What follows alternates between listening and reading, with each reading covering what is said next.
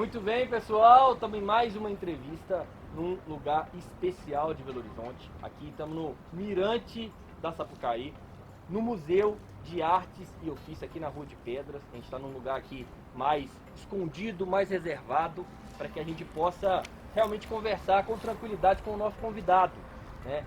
Daniel Costa, da Take Blip. Obrigado pela sua presença e por esse momento aqui que a gente vai bater um papo. Você que é um cara que tem uma história muito enriquecedora, vamos assim dizer, né? no meio da inovação, do empreendedorismo, de startup, com tecnologia. Agradeço você pela presença para aqui, para bater esse papo com a gente. Valeu, obrigado. Bora lá. E estamos hoje sempre com minha parceira Sil Braga. Fala, pessoal. Trocando aquela ideia com a gente desse lugar que eu repito, é muito bonito. Estamos no coração da cidade, vale a pena demais. Vamos acompanhar imagens aqui do Mirante da Sapucaí para que vocês conheçam. Para quem não conhece, conheça. Tem gente que é de BH e não conhece esse lugar. Então, muito legal vocês aproveitarem aí a oportunidade de conhecer a história do Daniel e também desse ponto turístico. Daniel, antes de mais nada, em todas as entrevistas que a gente faz no Start Papo, a gente sempre se interessa muito em saber em quem é o empreendedor, em quem é a pessoa física, vamos assim dizer, né? Por trás do empreendedor, o cara que acabou o trabalho, né? Se é que empreendedor tem esse momento, mas na hora que o cara tem uma folguinha ali, ele chega em casa, tira o cadarço, senta ali no sofá. Quem é o Daniel? Bom, obrigado primeiro por estar aqui. À vontade. Sou o Daniel, hoje quase com 50 anos, ano que vem com 50 anos. Sou o pai do Lucas, do Matheus e do Benjamin, 3 filhos. Um xará aí. 7, um que vai fazer 6 e um que vai de 3 agora, esposo da Valéria. Sou um cidadão belo-horizontino, mineiro. Hoje moro em Nova Lima, mas a nossa relação sempre é pro lado de cá, já que é um condomínio muito próximo ali dos 6 pistas, né? Uhum. E sou uma pessoa extremamente simples, caseiro, gosto de esporte, gosto de jogar tênis nas minhas horas vagas que não existem, né? A gente está um pouco com a família. Adoro ir na casa dos meus pais, talvez o melhor restaurante de Belo Horizonte seja a casa da minha mãe. Opa! Já jantando aí, já Comida mineira, né? Caseira. E sou apaixonado também por programas de liderança. Sou cristão, tenho um grupo de células na minha casa. Adoro esporte e tenho assim, uma fascinação com carro esportivo, adoro. Legal. E adoro viajar. Viajar com minha esposa, estar com os meus amigos, mesmo no condomínio, né? Então, assim, não sou uma pessoa durante o dia, em viagem, trabalho agora com essa transição da pandemia. Estou começando agora a voltar a fazer as reuniões, mas, assim, é um ritmo muito forte. E as coisas que eu gosto são coisas muito simples mesmo, como bom mineiro, mais pacato, mais em casa. Quando posso, né? Aí é onde que eu gosto de estar. Boa, Daniel. Ô, mas- Sil. Mas você é um empreendedor, assim, como o Lucas disse, quase não tem tempo para poder vivenciar essa vida, mas né, muito experiente aí, já uma longa estrada e desbravou, um dos primeiros aí que desbravou o empreendedorismo tecnológico de startups aqui. Como é que foi essa história, essa trajetória aí? Como é que isso tudo começou e como é que você acha que tem inspirado as novas gerações? Bom, o legal hoje de startup é que você, por uma influência até americana e pela popularização mesmo, né, dessa vida empreendedora, as pessoas começam a dar nome às coisas. Uhum. Então tem gente que chama de sorte, tem gente que chama de coincidência. Hoje o pessoal fala muita palavra serendipidade, que é até difícil de falar, né? Onde são encontros casuais que geram mudanças na vida das pessoas. Eu acredito, além de tudo, que isso é uma bênção de Deus na minha vida. Mas aos 18 anos eu fui pro Exército, e onde eu conheci o meu sócio, o Roberto, onde eu conheci o irmão dele, onde eu conheci depois o tio dele, numa pós-graduação, e tudo isso a gente começou dentro do quiosque do campus do FMG, trabalhando no mercado àquela época, né, de 1997, no milênio passado. Estamos com 24 anos, então, de carreira, onde a gente estava no ambiente mais inovador de tecnologia daquele momento, que é as operadoras de telefonia celular. Então, as operadoras de telefonia celular e os fabricantes dos telefones celulares, hoje a gente ainda tem um legado da Apple, da Samsung, de vários outros fabricantes, mas ali foi um grande berço, e ali é onde que nasceu também a internet móvel. Uhum. Então nós surfamos toda essa onda, a gente entendeu assim, todo o desenvolvimento e o roadmap dos telefones. Somos parceiro à época da empresa também mais inovadora do mundo, que era a Nokia. Uhum. Antes da Apple, a Nokia era a empresa mais... Uma das empresas de celular mais fortes no Brasil por muito tempo, né? no mundo inteiro, e trouxeram essa visão de smartphone mesmo, de ter várias coisas, né? Antes era um dispositivo para você falar, né, de voz. Hoje é a coisa que a gente menos faz, então hoje é ali que está a nossa vida, ali que é o nosso GPS, o nosso alarme, o nosso despertador, o nosso entretenimento, a nossa relação. Então a gente nascemos nesse berço, né, e numa época onde não existia tudo que existe hoje em termos de mentoria, de capital, de densidade, de interesse das pessoas em trabalhar em empresa pequena. A escolha óbvia das pessoas, eu sou formado em administração pela UFMG, eu fui treinado para tentar ser um grande executivo. Então, naquela época, tirando as pessoas que já tinham empresas familiares, o empreendedor não era nem muito bem visto, era meio gente que não sabe o que fazer ou que não conseguiu um bom emprego.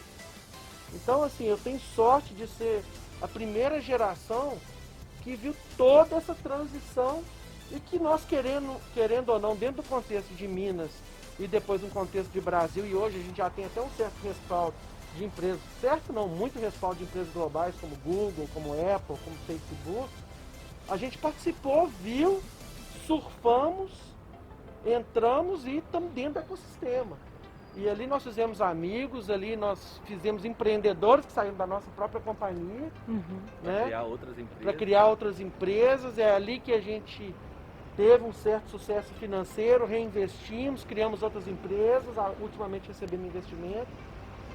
Então é uma história de muito trabalho e assim, são poucos esses momentos que até eu mesmo tenho de falar isso, e vem uma história assim, com diversos desdobramentos, mas eu acho que a coisa que é mais importante, né, que a gente está falando para o empreendedor, é exatamente não falar só de coisa boa, é de falar do preço que é pago, preço familiar, o preço mesmo de você poder ter suas finanças completamente devassadas, igual isso já aconteceu no passado com a gente, onde a gente já até quebrou, né? O preço de viver num país que às vezes não tem as condições melhores para você empreender, uma legislação em todos os aspectos muito restritiva, muito contra o empreendedor, muito contra o empresário, que vilaniza essa figura, mas que hoje surge com muita força e pelo contrário, né? Hoje a gente sempre teve essa visão, e tudo coisa que a gente teve visão no começo hoje virou moda. Então sempre nós tivemos uma visão de give back, hoje o pessoal já deu outro nome, é ESG. Né? Então a gente... Para quem não conhece, o que significa o ESG? Vamos explicar para a galera que não está acostumado e está entrando no mundo agora. Isso é outro problema de empreendedor. Igual eu falei, antes as coisas não aconteciam, hoje tem os nomes e todo mundo acha que conhece os nomes. Só aqui você falou dois, Give Back e ESG. Isso. Give Back, então, é esse retorno para a sociedade, e o ESG exatamente. As empresas não têm que ter só excelentes produtos, serviços e ambientes bons para trabalhar. Ela tem que retornar para a sociedade a responsabilidade, o E de ambiental, de environment, o S do social, então qual que é o seu impacto na sociedade, né?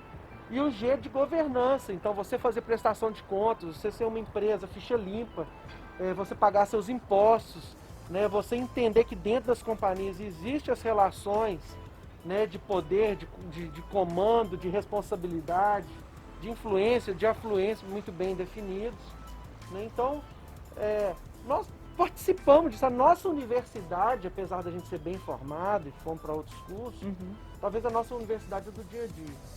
Né? E isso faz um diferencial muito grande quando você fala que você está nessa pista há 24 anos. E uma história de muita resiliência, né? De é possível. E é um dos maiores investimentos. Ele falou aqui, mas é um dos maiores investimentos da história, né? É uma cifra muito alta, digamos, Daqui de a passagem. pouquinho nós vamos entrar nesse ambiente, Nesse ambiente. de investimento. Mas vocês podem notar, gente, que como a gente disse no início e pela esse primeiro momento, que o Daniel tem muita bagagem e muita coisa para contribuir com a gente. E você falou um pouquinho da sua história com a Take. E a Take agora está passando por um processo, né, um movimento de transformação mesmo da empresa. Só que vocês já passaram isso em outros momentos, né?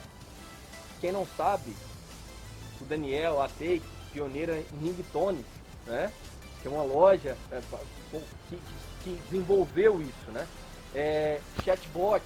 E aí, eu queria que você, Daniel, contasse pra gente, óbvio que é uma história muito grande, mas contasse pra gente essa trajetória da Take até esse momento de hoje, né? Quem foi, para que a Take foi criada e como que ela está hoje? Nós começamos numa loja, que na verdade nem era uma loja, era um quiosque do campus do UFMG, onde a Telemig Celular, à época, que depois virou Vivo, no processo de consolidação de todos os operadores de telefonia celular, ela acreditou em 3 empreendedores, nos deu, quando nos credenciou ali como vendedores oficiais de telefonia celular e habilitadores de telefone para a operadora, colocou um balão mesmo, né? Esse balão navegável mesmo, de gás ali na UFMG. E aquilo foi um marco pra gente, que as pessoas falaram assim, poxa, que é isso, Que né? loucura é essa? Um aparelho celular naquela época era algo muito elite, era caro, era difícil de ter a linha. Então nós começamos a entender e a nossa veia era muito mais empreendedor e muito menos comerciante. Porque o foco do comerciante naquela época, hoje as empresas estão muito mais sofisticadas, era comprar pelo menor preço, ter o melhor canal de distribuição e colocar o seu produto obviamente, com o Delta. E porque não existia muito espaço ali para inventar muita coisa, porque eram telefones celulares ligados a operadoras de telefonia celular. Claro que alguns fizeram marcas grandes, por isso que a gente começou com Take Phone, né? E aí a nossa história é que a gente conheceu um pouco do caminho da operadora, o que ela tinha vendo. Hoje está escrito na nossa empresa One Step Beyond, porque a gente viu a operadora exatamente o foco das pessoas saindo do telefone em si e indo para a parte de serviço, que não era só voz, eram dados. Então a gente começou, a primeira ferramenta de comunicação, que para o Brasil era muito caro, que até adiantando a história, possibilitou o WhatsApp fazer tanto sucesso, SMS era uma coisa cara na época. Exatamente. Né? Não tinha, você pagava, se eu não me engano, lá, cada mensagem 90 centavos, 1,10, dez, depende do horário, né? Ainda tinha também. A galera hoje nem usa mais, basicamente, né? Mas assim, o SMS era uma forma barata de se comunicar, né? E aí o legal é que o ringtone nasceu em cima do SMS.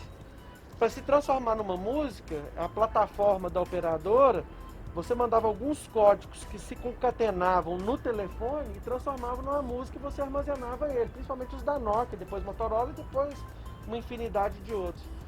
Então a nossa história, ela entendeu dentro desse ambiente inicial nosso, que a nossa vibe era muito mais de estratégia, de roadmap, de entender tendência e de entender planos maiores, porque para você escalar em comércio é muito difícil. Mas para você escalar em serviço, em tecnologia, era muito mais fácil para a gente, embora a gente saiu de um quiosque do campus do UFMG e tiver mais de 10 lojas. Mas não era a nossa vocação. A nossa vocação era estratégica, era de gente, era de entender tendência, de entender tecnologia, de entender serviço e grandes mercados. Então, a gente viu também, depois que a gente surfou esse boom, nós construímos toda uma infraestrutura tecnológica de uma plataforma que atendia aquele dilema da época que a operadora não conseguia, ela fazia voz e mandava SMS, mas nós criamos toda uma plataforma de orquestração do sistema de pagamentos da operadora, que nem falava sistema de pagamento, falava o billing da operadora, o CRM da operadora. Então eu sabia lá que era a Silvia quando se falava daquele número. E qual que era o conteúdo? E a grande sacada nossa, que hoje o pessoal fala de inteligência artificial, de NLP e de tudo, nós fizemos o seguinte: peça a música pelo nome. Foi uma quebra de um paradigma, porque todos os outros concorrentes, para pedir um ringtone, ele mandava um código. Então, essa mensagem entre as pessoas e uma marca, na época eram os operadores, para procurar um serviço, era feita através de um chatbot, só que não tinha nome aqui. Eu falava, eu quero tal música, o cara falava assim, é essa? Joia, eu quero de outros, essa mesma banda tem outras? Tem. Quanto que é? Ah, deu problema? Ah, vou te passar para um atendente. Então a gente fazia também até a orquestração, né, pro call center do operador. O que é isso? Isso era exatamente a nossa visão que a gente tem hoje, onde em vez de 4 operadoras, a gente tem a possibilidade de um mercado no Brasil de quase 5 milhões de CNPJs e no mundo incontáveis. Por quê? Porque é um outro paradigma. Hoje as pessoas querem fazer as coisas pelas mensagens. Então nós estamos nos desenvolvendo, aprendendo. Claro que não foi de um dia para o outro. Essa estratégia que foi nomeada de chatbot pelo Mark Zuckerberg, que nós chamamos de contato inteligente, porque a gente não está focado só no canal, é muito mais coisa que tem por trás. É todo um approach tecnológico de arquitetura. Então, o que eu quero falar aqui não é falar da Take, é de falar que para qualquer empreendedor, para ele abrir a visão dele, que aonde ele está tem muita oportunidade, nem sempre muito óbvia. A oportunidade está muito menos. Para nós, obviamente, temos um coeficiente de tecnologia altíssimo, mas para resolver problemas e dores das pessoas. Né? Então, hoje, com a pandemia, a gente vê que nada melhor que, ao invés de você ter que entrar num site ou baixar um app, mandar uma mensagem para uma marca, para uma empresa, do jeito que você quer. Gostaria de alugar um carro, gostaria de meu segunda via de conta, meu plano não está funcionando, quero fazer a renegociação das minhas dívidas. De maneira fácil, rápido e inteligente. Então, o que a gente vislumbrou nesse tempo todo, eu estou contando um caso específico nosso, mas é muito mais uma visão de evolução do que todo mundo rotula a gente de fazer pivotagem. Então, o ringtone nada mais era do que fazer o que a gente faz hoje, que é fazer venda, atendimento e engajamento através de plataformas, né, que podem fazer o que a gente chama de business messaging, ou seja, de mensagens corporativas, e conversational commerce, que é a parte do comércio conversacional agora. Num comércio você tem que atender, vender e engajar as pessoas, é isso que a gente faz, né, e que a gente possibilita porque nós somos uma plataforma, quem sempre faz e quem o core é da empresa. Então, hoje a gente está num mercado aí, só para vocês terem a ideia, em 2019, as empresas gastaram 1,5 trilhão de dólares em comunicação de voz com as pessoas. É um número alto. Então isso vai ser disruptado. E aí, se a gente pegar o número de e-commerce, se a gente pegar o número de marketing, se a gente pegar o número de tudo, é um mercado infinito. E eu acho que a grande busca dos empreendedores é buscar mercados, né, que você pode escalar com tecnologia, com serviço, com ideias, com influência. Então eu acho que é um pouco da nossa história. Isso é muito legal, Daniel, porque a gente percebe que você é muito inspirador, dá vontade de ficar aqui ouvindo e tal, e falar assim, eu quero abrir a minha também e tal, e a gente tem visto isso, né, ao longo dessa carreira, teve muita inspiração e teve muita gente que veio. E muita empresa de tecnologia se formou, né, e vem se formando há muitos anos em Belo Horizonte. Como é que você vê isso no mercado para Belo Horizonte, essa proliferação de empresas de base tecnológica, se é bom ou ruim? O que você pensa sobre isso tudo e como é que a gente pode caminhar? Um dos indicadores de um bom ecossistema é densidade. E hoje, Belo Horizonte, ela tem uma densidade incrível de talentos. Talentos que estão sendo reconhecidos por empresas mineiras, por empresas paulistas, por empresas do Sul, por empresas do Nordeste, mas por empresas globais. E a beleza disso é que quando a gente chama de ecossistema, que antes era uma coisa de bicho, né, e agora é uma coisa de empresa, é que esse relacionamento, essa troca de conhecer vocês, de conhecer outras coisas, outras realidades, de formar com pessoas, de fazer network, de ter acesso à mentoria, né? Eu tô achando engraçado porque antigamente eu era chamado pelas empresas do São Pedro Vale para falar com gente que tinha sonho de empresa. Ontem eu estava conversando com os acionistas e com o conselho de uma empresa que fatura 2,5 bilhão de reais e está querendo entender como a gente pode crescer com uma cabeça diferente. Então, o que me leva a crer que Belo Horizonte, que Minas Gerais e que o Brasil é um celeiro de talentos, mas a gente tem que ser intencional. E eu acho que aqui a diferença que a gente teve para criar esse ambiente aqui é que o Estado, com todos os erros e acertos, e muitos acertos, ele participou do ecossistema, né? As faculdades, bem ou mal, querendo ou não, públicas e particulares, formaram talentos. A cultura mineira de proximidade, de ajuda, de família, colaborou com isso, né? Um ambiente de poucas, talvez, oportunidades para grandes empresas fez com que as pessoas tiverem, obviamente, oportunidades em empresas pequenas. Então, eu acho que aconteceu esse encontro mágico de diversas questões, e é um povo brilhante, um povo que se dá bem com todo mundo. Eu viajo o Brasil inteiro e o mineiro é um povo diferente. O que eu acho legal é que eu brinco.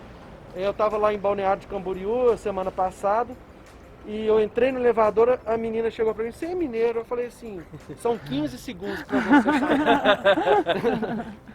Então eu Mineiro acho pega fácil, né? e eu estava com grandes empresários em São Paulo, brincando com eles, porque eles adoram a gente, chamam a gente de mineiro. E eu falo que eu adoro quando falo assim, os mineiros da Take Blip, porque você vai lá em São Paulo, não fala os paulistas do Nubank. A gente é muito característico, né? Não fala às vezes os cariocas, sei lá, da VTEX, né? O pessoal lá do sul, lá da Ibanks, mas fala o mineiro de tal empresa. Então, talvez, e a gente, eu acho que nós estamos num processo que era um povo muito escondido, de esconder o ouro, uma coisa, poxa, histórica. E a gente saiu do armário. O mineiro saiu do armário para o mundo. Ele mostrou que só aqui em Belo Horizonte nós temos, assim, as top, sei lá, se você pegar top 100 empresas do Brasil de tecnologia, nós temos nosso lugar com muitos bons lugares. Verdade. Né? E com muito potencial para crescer e agora ser empresas globais. Agora, esse ambiente que você caracterizou muito bem de Belo Horizonte, com as pessoas, né, com essa evolução que o nosso ecossistema tem tido, você acredita que esse ecossistema ele é mais favorável para novas empresas ou para empresas que já estão aqui mais consolidadas? Ou não? Ou você acha que é para os dois? O que você pensa? Nós estamos vivendo hoje, né? A gente está estudando isso dentro da nossa companhia. Nós estamos vivendo a era do paradoxo. O que é a era do paradoxo? Você não pode ser velho e feliz. Você pode ser velho, você vai ser velho ou você vai ser feliz. Você vai ser velho e feliz. Aqui tem oportunidade para empresa grande e para empresa pequena e para empresa que está começando e para empresa que vai ser disruptada e que vai disruptar. Então eu acho que hoje a tecnologia, o acesso à educação, o acesso às pessoas, a quebra de paradigma, a visão de diversidade, né? A visão das pessoas serem mais ousadas no falar, em ligar, em procurar, a rede social, o LinkedIn. Quantas são amizades minhas que não nasceram no Facebook, não, nasceram no LinkedIn. E que grandes negócios foram feitos a partir de uma mensagem. Então eu acho que Minas está aprendendo isso, ela está florescendo e tem espaço para tudo. Legal, Daniel. Isso é muito importante para quem está começando, mas para quem também já está aqui há muito tempo, né? E acha que aqui não vai conseguir um funcionário ideal, né? Uma pessoa capacitada, e o que você está trazendo é justamente o contrário. Só para lembrar, gente, que o Google abriu a primeira empresa no Hemisfério Sul, estou falando de Ásia também, em Belo Horizonte. Não foi à toa. E foi na mesma época que nós fizemos a primeira venda da empresa. Então, e um dos grandes casos que começou aqui, de tecnologia, foi a venda da RM, por exemplo, a TOTOS. Então, aqui também é berço de fusão e aquisição, além de tudo. Né? Então, e estão vindo empresas para cá. E vão vir outras empresas para cá entender nesse ambiente. E o que a gente tem que fazer é ajudar. E eu acho que tem esse aspecto colaborativo em Minas que vai ajudar a gente a trazer outras empresas também. Algumas que vão dar dor de cabeça para nós. Mas que bom, é isso mesmo, o jogo é a gente sair da zona de conforto, ir lá se reinventar todo dia, igual você já vem fazendo com a maestria lá na Take Blip. Você falou um monte de coisa legal pra caramba que tem em Belo Horizonte, que a deixa atrativa, mas o que deixa atrativa para as operações da Take Blip? Por que é tão bacana Belo Horizonte? Bom, eu acho que igual é uma cidade boa demais. Boa de morar, com gente bacana, gente jovem, gente bonita, gente de tudo quanto é tipo. E a gente teve o privilégio, por exemplo, de migrar nossas operações aqui em Belo Horizonte para o WeWork na Savassi. Então ali na Savassi, poxa, é muito gostoso. Você tem lugar para você comer, você tem entretenimento, você ali a gente consegue ainda estacionar. Então eu acho que existem lugares muito agradáveis de se trabalhar. E existem lugares não só agradáveis de trabalhar, mas de se ver, né? Olhando para a montanha, né? Eu lembro que uma vez eu fui na sede nova, quando eles me chamavam, o pessoal da PP Prova. Poxa, que linda aquela vista. Antes a Samba Tech ali também na Raja. Então, quer dizer, é um lugar agradável visualmente, com pessoas agradáveis, com a culinária agradável, né? Com entretenimento disponível. Claro que a gente não tem o nível de sofisticação, talvez, em outras questões aí de teatro, de tanto cinema, de peça, de arte e tudo, mas eu acho que a gente está resgatando isso e às vezes até tem e a gente não sabe. Nós estamos num lugar aqui que mostra isso.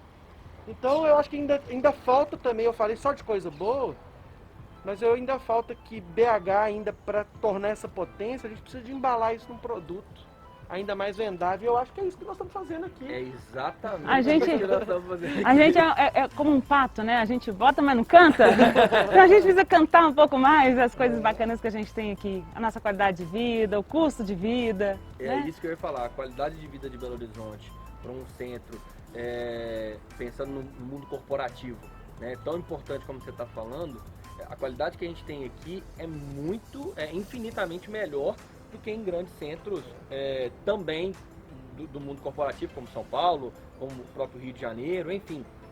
Aqui a gente está próximo de tudo, né? Se não tiver nada, nenhum probleminha no trânsito, a gente chega rapidinho, né? 10 minutos de qualquer lugar, 15 minutos de qualquer lugar de Belo Horizonte. Você mesmo deu um exemplo, né? Você mora numa cidade que é limítrofe de BH, que é Nova Lima, mas é muito perto, gente. É muito próximo mesmo. Quando ele fala que ele mora em Nova Lima, não é como se fosse realmente um bairro, são cidades muito próximas. Então isso também facilita muito, né? A qualidade de vida faz com que o empreendedor ele comece a pensar em ficar mais aqui também, né? E embora a gente não venda, as pessoas sabem isso. Ela chega aqui, ela fala, não, mas chegou rápido, né? A gente tinha um onboarding das pessoas que não eram de BH aqui em BH antigamente. E eles voltavam apaixonados, né? Queriam ficar aqui. O pessoal de São Paulo todos queriam vir pra cá. Então era uma coisa muito legal e que atesta isso tudo que a gente está falando na prática. Boa! E um lugar que é muito conhecido aqui de Belo Horizonte também, a gente já gravou um Start Papo lá, que é a região da Pampulha, né? Gravamos com a Mônica Rock da Solides. Tá aqui a 15 minutos desse lugar. E lá, do lugar que a gente está, né, do Museu de Artes e Ofícios. E lá tem o UFMG, o campus da UFMG, a Universidade Federal de Minas Gerais, no qual você já trouxe aqui alguns trechos também da sua história, que começa muito por lá. Queria entender a importância da UFMG na sua vida, na vida da TechBlip, né, e como que ela deu base aí para vocês seguirem e chegarem até hoje. Como eu falei, eu tô com quase 50 anos, então quando eu fiz vestibular era uma outra realidade também de educação. A gente tinha 4, 5 universidades para fazer de qualquer curso e às vezes quando era medicina, por exemplo, tinha 2. Então, a UFMG sempre teve uma excelência no ensino, né? Muito às vezes pelo esse legado educacional público, né? Que eu não sei hoje como que está ainda. Mas ela foi aonde eu conheci também e vivi com várias pessoas que hoje estão dentro da companhia. E do lado da UFMG estava o Centro de Preparação de Oficiais da Reserva, também na Pampulha, onde eu prestei exército, o serviço militar, né? E conheci o meu sócio, que é o Roberto, depois conheci o resto da família e a gente se tornou sócio. Então, assim, não só o UFMG Pampulha, mas também o CPOR marcaram uma região e uma fase na minha vida, né? E E eu acho que ali, ainda nas ciências exatas, ali, nas ciências sociais, nas ciências humanas, ainda tem muito talento lá sendo criado, incubado, respeitado e, infelizmente, muitas vezes exportado antes da gente absorver. A gente percebe isso quando a gente vê esse burburinho, porque eu ainda acho que é um burburinho, a gente precisa fazer mais barulho, como você disse, nesses eventos da cultura mesmo empreendedora, como hackathons, Startup Weekend e tal. Como é que você percebe o impacto desses eventos, assim, essas atividades extracurriculares dentro e fora das universidades e o impacto disso para empresas como a sua? Eu acho que a pandemia, infelizmente, mesmo que a gente tenha uma proliferação e uma densidade, volume assim, espantoso de live, de meetup digital, não é a mesma coisa de estar próximo, né? E eu acho que essa questão do híbrido vai potencializar tudo, porque você vai ter o próximo e você vai ter o longe. E eu acho que essas questões desses meetups e dessas coisas mais próximas, que hoje eu tenho um grupo de empreendedores aqui com, acho que todos esses que vocês estão, são colegas, amigos, né? Estava com o Israel lá da Amélis em São Paulo também semana passada, que, poxa, além de tudo, a primeira empresa nossa, assim, do nosso grupo São Pedro Vale de ser listado, várias de nós já receberam investimentos, né? Mas, igual eu estou falando, essa questão da universidade também você passar anos ali conversando com pessoas que vão ser seus sócios, né? Lugares em Belo Horizonte que marcaram a sua história. E você começa a ter até, às vezes, bairros com vocações até tecnológicas diferentes, igual aconteceu aqui no São Lucas, que é onde nasceu São Pedro Vale. Mas hoje você tem outras regiões aqui onde você tem muita gente boa, estavam querendo fazer o processo aqui no centro, né?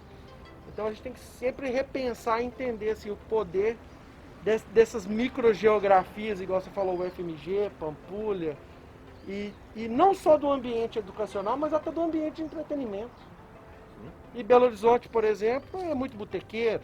Belo Horizonte, por exemplo, é muito cristão. Eu mesmo também eu sou versátil e rodo por diversas turmas e a gente vê essa pujança de talentos que se conversam de uma maneira muito bacana.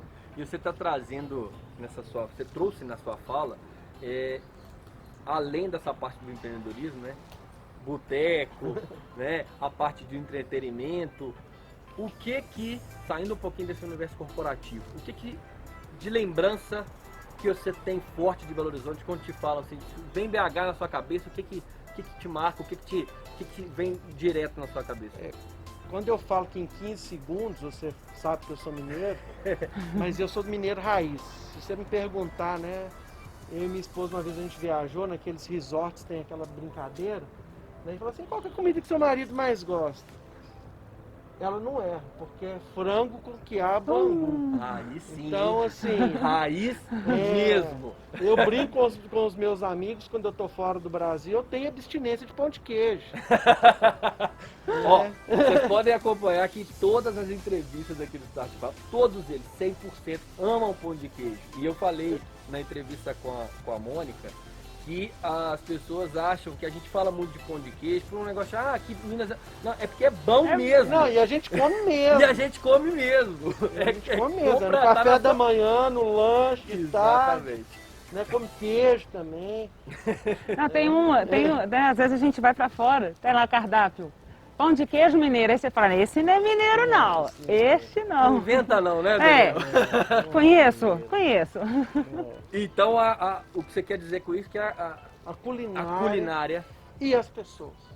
Verdade. E a roda de viola, que eu acho que ainda tem, e o sítio, e a infância na fazenda, e na roça, na casa do amigo. Isso é muito presente na nossa cultura e existe até hoje. Embora até isso se sofisticou. Então hoje as pessoas saem daqui, vão para a Lagoa da Pampulha, vão para Alphaville para fazer um passeio bacana ali naquela lagoa. Mas a cultura é a mesma. Você vai ver que lá eles vão parar no restaurante, né? Vão fazer sua alimentação, vão tomar sua cerveja, seu suco. E mineiro gosta disso, mineiro gosta de gente. Né? Enquanto outras culturas têm a visão da amizade, da família ou da network, a gente tem tudo ao mesmo tempo. Nós não temos fronteira no que é network, no que é família e no que é amigo. Vai juntando tudo Então, e vira todo mundo só. Então, Tá no restaurante, encontrou com um amigo ali de negócio, já senta com a família, os meninos já estão brincando junto. tem a coisa de você chamar para sua casa e você ir na casa dos outros. Né? Então, Vai lá em casa depois, você vamos tomar lá, um cafezinho, você tomar uma pinga, você tomar uma cerveja. A gente só convida quem a gente quer que vai mesmo, né? Verdade. Tem disso também. Convidou porque gosta de você, É. entendeu? Ô, Daniel, e aí veio alguém de fora pra cá, nunca teve em Belo Horizonte, qual que é o lugar que não pode faltar? Eu acho que as pessoas, elas são ecléticas, né? Se a pessoa gosta de esporte e ela pegar uma bicicleta, ela vai ter montanhas maravilhosas e cachoeiras maravilhosas. Né? Se ela quer experimentar algo raiz, você tem um festival de restaurantes do mais sofisticado, que para nós é aquele na beirada da rua, o melhor tira-gosto do Brasil, e tomara que voltem os festivais. E com a né? cerveja mais gelada É. do Brasil. Se você quiser algo com uma gastronomia e um lugar mais elegante ou caro, vão ter as opções. E o que eu acho que é mais legal de novo é que não são nichos, as pessoas se misturam todos esses ambientes. Claro que vai depender um pouco de questão de acessibilidade, de preço, né, que hoje as coisas estão muito caras, infelizmente. Mas eu acho que o mineiro, nesse sentido, ele não é bairrista. Ele é esporte, ele é dia, ele é noite, ele é outdoor, ele é indoor. Então, e isso é Minas. Eu acho que Mas isso é Minas. no tour do Daniel, No meu. local, não pode faltar. Boa. Ah, é muita coisa. É o que você fala assim, não, isso aqui eu gosto demais. Se você mudasse de BH, e aí você fala, Você nossa, tô sentiu sentindo muita falta falta disso de aqui, ir, isso aqui então, tá da doido. vista. Eu vou falar uma coisa então que é engraçado. Toda vez que eu viajo eu brinco com isso. A gente foi pro sul e a gente dirigiu um pouco de carro lá. E quando eu vejo muito lugar plano, me dá uma agonia muito grande. Eu começo a ficar zonzo. Me Não, dá mas- uma agonia. Você vai mudar, Então, não? se é um negócio que eu gosto de Minas, é isso. Nós estamos em cima, nós estamos Lá embaixo, embaixo. nós estamos verdes, nós estamos em prédio. Então, assim, Belo Horizonte tem isso, né? É um mar de morro. É um mar de morro, então é bom demais. Ah, Isso, com- isso eu não me vejo num lugar plano, eu não me vejo num lugar ermo, também só ermo. Deve né? adorar dirigir no Então, Gutierrez, assim, né? Eu gosto de dirigir, né? Eu falei que eu gosto muito de carro. Eu gosto muito de esporte, de tênis, então. E o tênis tem a questão também dos amigos e de ficar ali à roda da mesa. Eu gosto muito de estar com o meu grupo cristão, gosto muito de ir na igreja, gosto muito de fazer os trabalhos sociais. Então, assim, eu não sou muito de uma coisa só, não. Eu faço de tudo um pouquinho. E dentro dessas coisas todas que você falou que gosta, você disse pra gente também que gosta muito de museu, né? Que gosta de arte. A gente está aqui mais uma vez no Museu de Arte e Ofícios, no coração da cidade, dentro da estação central do metrô de Belo Horizonte. Como que você vê essa revitalização do centro de Belo Horizonte a partir da arte, né? Desse movimento que está sendo feito para revitalizar de fato o centro de Belo Horizonte através da arte? Eu acho que a gente precisa de incentivar mais, que o mineiro não tem essa cultura, infelizmente. Infelizmente, vamos falar a verdade, essa cultura ela tem que ser desenvolvida, tem que ser pregada, tem que ser incentivada, tem que ter coisas mais lúdicas nesses lugares culturais. Mais acesso, né? Também para as pessoas. Aí eu nem sei falar, porque tá vendo, eu passo vergonha com isso. Como mineiro, eu passo vergonha. Porque eu fui conhecer o Inhotim, que é um dos lugares mais famosos do mundo, porque eu fui levar um amigo meu lá. A curiosidade veio Né? do Eu fui em Tiradentes, aqui na Praça da Liberdade ali, eu fui no museu outro dia lá, que foi muito legal, que eu lembrei aqui agora. Esse museu aqui eu não conhecia, vou falar a verdade, eu não conhecia. E é um espetáculo, né? E eu acho que isso precisa de entrar um pouco mais na rotina do mineiro, porque tem. Mas a gente tem que ser incentivado, tem que ser mostrado, tem que ter mais atividades lúdicas, né? E tem que fazer mais mídia, mais marketing. Eu acho que isso que está sendo feito aqui agora também. Exatamente. E aí, não, a arte, não dá pra gente não falar da arte popular, né? Belo Horizonte, ela teve um impacto muito grande na sua economia graças à revitalização do carnaval, digamos assim, aqui, né? A retomada do carnaval. E essa rua maravilhosa que é Sapucaí é berço disso. Como que você acha que a tecnologia ela pode fortalecer, por exemplo, o carnaval ou atividades, atividades turísticas ou econômicas nesse aspecto? Como a tecnologia impacta isso aí? O que a gente acabou de falar é que talvez uma das questões que esteja faltando é você ter meio de alcançar as pessoas. Então a tecnologia hoje é o principal meio de impactar, de influenciar e de engajar as pessoas. Pela rede social, por todas as mídias, né? Por influenciadores.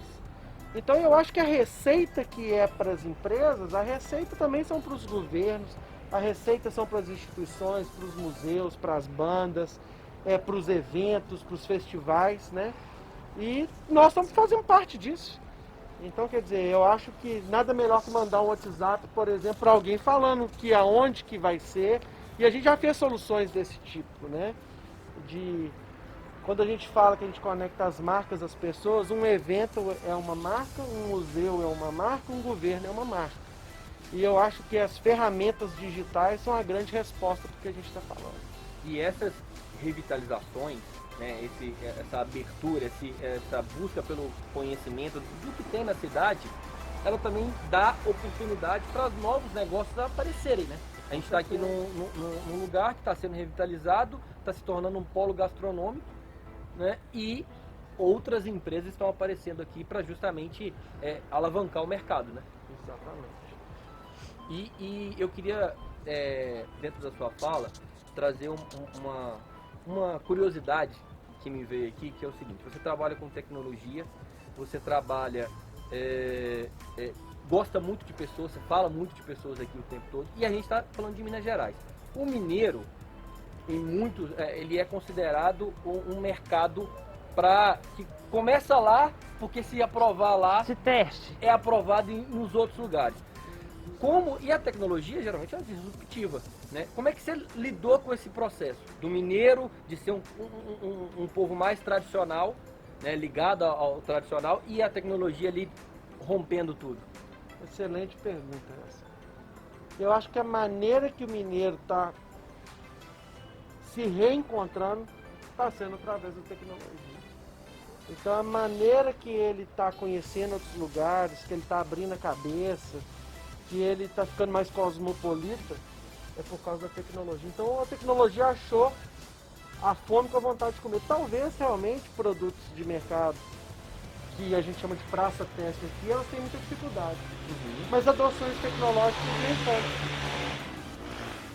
Exatamente por ter essa pujança aqui, as empresas elas têm relacionamento com os empreendedores. Então isso facilita os processos de inovação das companhias.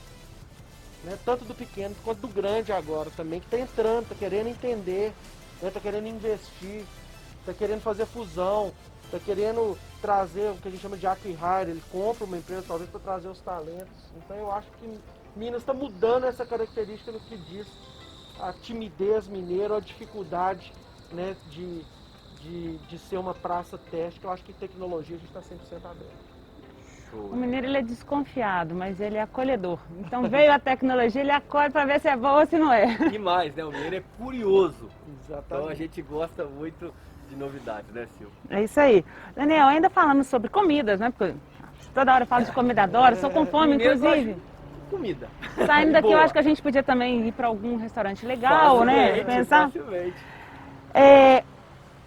Qual que é o tiragosto favorito, o prato favorito? Você falou aí do frango com quiabo e angu, mas tem algum tiragosto específico? De algum bar?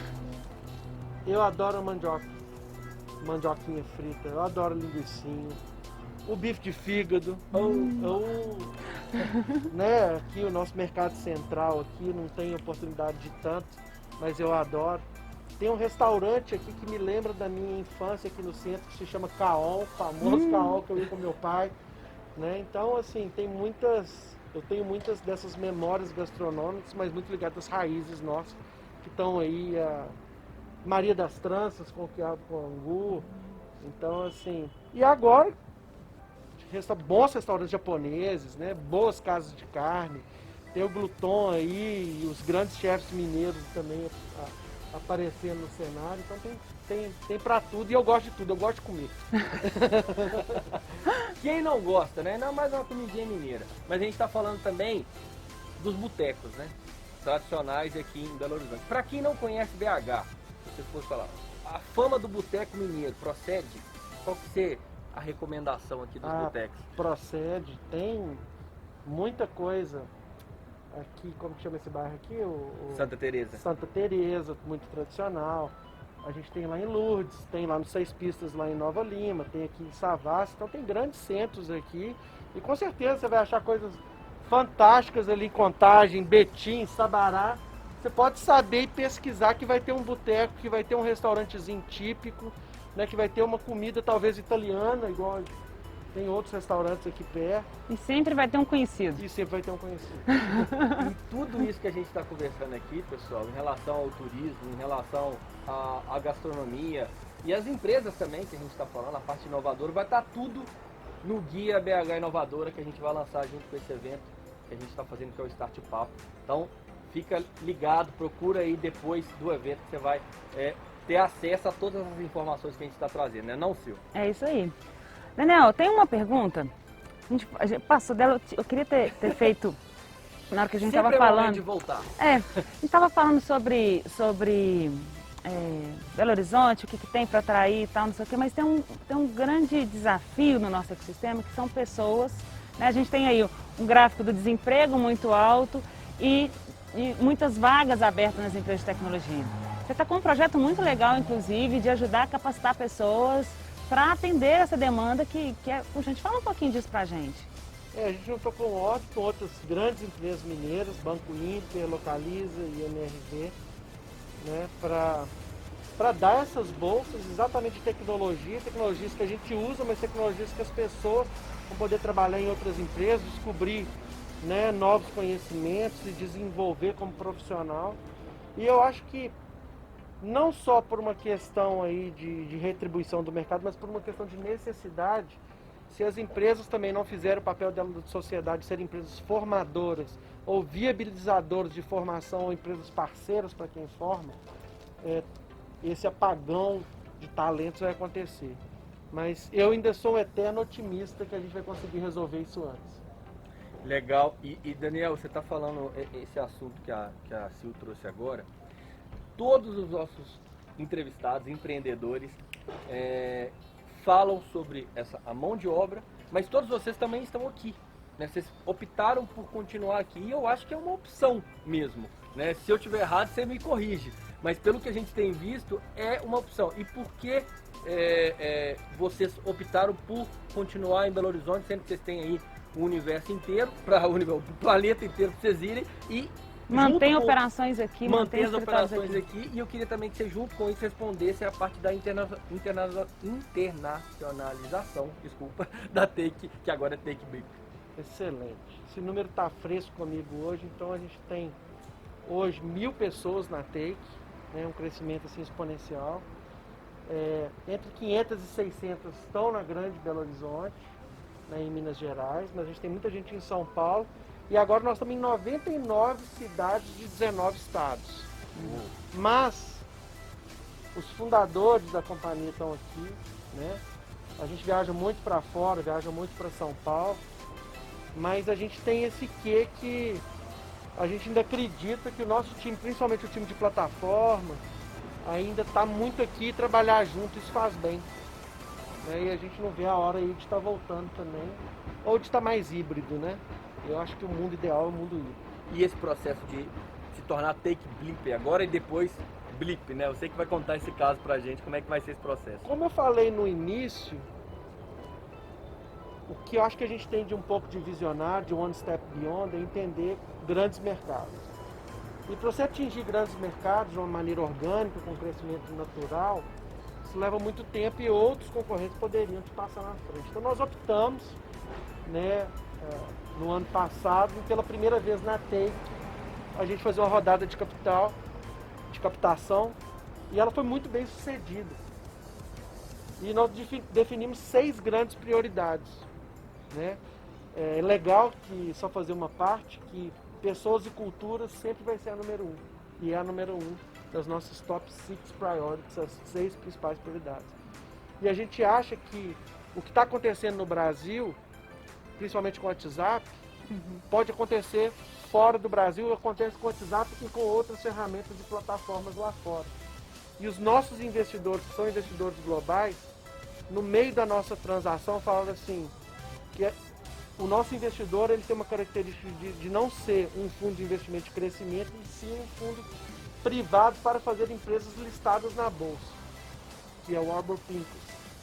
E no meio do processo, eles entenderam que o nosso mercado ele é tão grande que a gente já deveria começar a empresa estando lá fora. Então nós estamos lá fora também, né? A nossa sociedade, a estruturação da nossa empresa, para a gente, quem sabe, um dia fazer um IPO, né, nos Estados Unidos.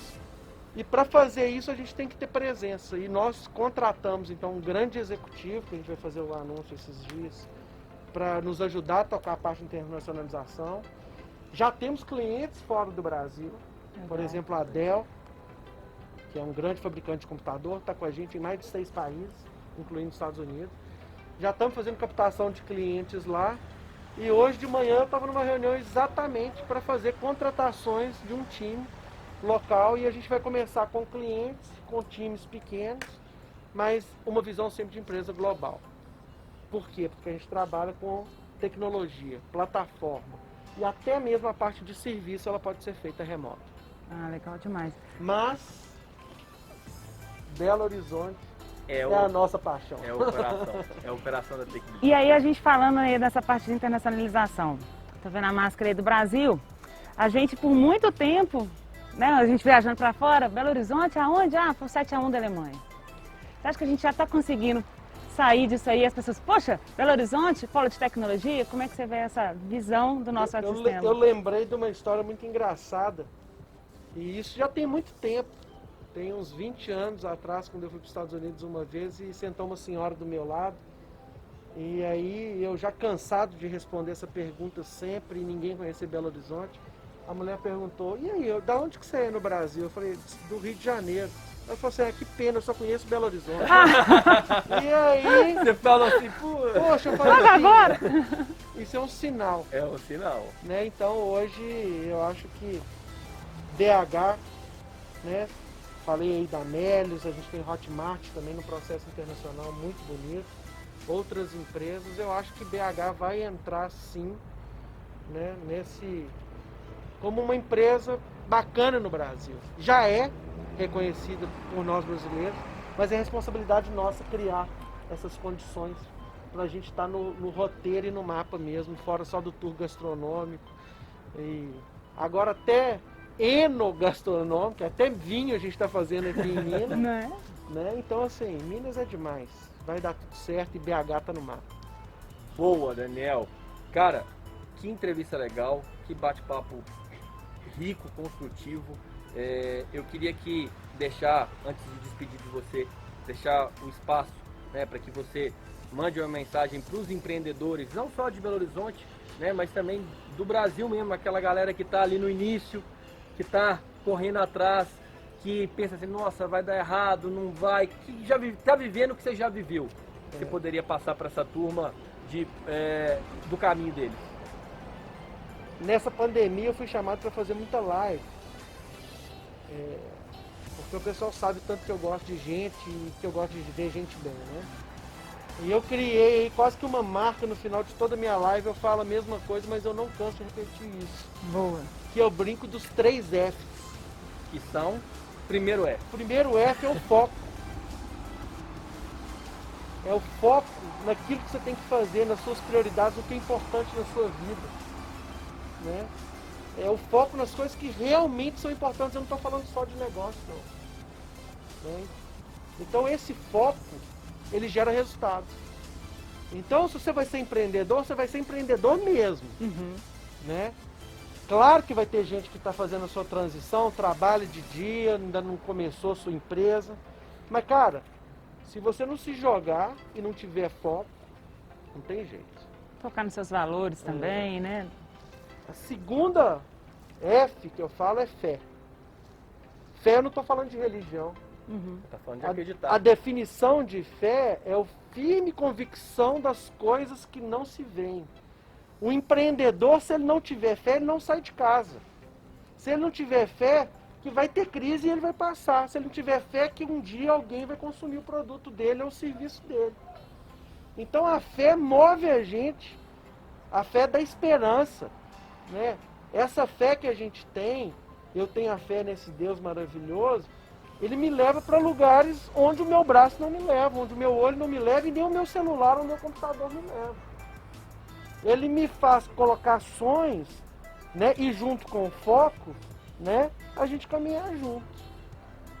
E o último, né? Na verdade eu sempre falo foco, força e fé. Eu falei a fé antes, porque eu acho que é uma coisa que está faltando para as pessoas.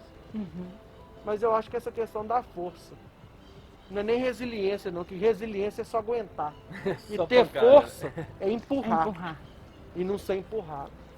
Né? Você tem que ter muita força para você ser honesto. Você tem que ter muita força para você engolir sapo. Você tem que ter muita força para você... Até para você conseguir ser resiliente, você tem que ter força. Boa. Então eu falo, né? Que é exatamente isso. Força, foco e fé. Bom, depois dos 3 F, eu vou, e ele pegando a frase dele, né, que ele sempre deixa esses 3 F pro final, eu vou falar uma coisa que eu sempre falo em todas as entrevistas que a gente faz, todo tipo de conteúdo que a gente faz na Rocktronic, o Start-Papo não é diferente. A gente aprende demais todo dia com alguém que a gente conversa. E hoje com o Daniel, vou levar esses 3 Fs pro resto da minha vida. Daniel, obrigado pela sua presença, valeu demais, contribuiu muito com a gente e com o programa. Tamo junto, muito obrigado. Obrigado, eu que agradeço, gente. Vocês estão fazendo um trabalho fantástico de às vezes dar voz pra gente, né? De Sim. dar essa voz pro empreendedor, falar fora do contexto, né? E falar apaixonadamente pelo lugar que vive, que eu tenho certeza que eu conheço todos os entrevistados. certeza. Talvez tenha paixão ainda maior que eu de ser mineiro e de esse orgulho maravilhoso de ser brasileiro sempre. Independente de qualquer coisa, nós somos brasileiros e a gente não desiste nunca. Obrigado, Daniel. Gratidão. Muito bom, Valeu. pessoal. Vamos lá, vamos embora, né, Sil? Vamos. Fechou, então. Valeu, turma. Obrigado, tamo junto. Obrigado. Valeu, galera.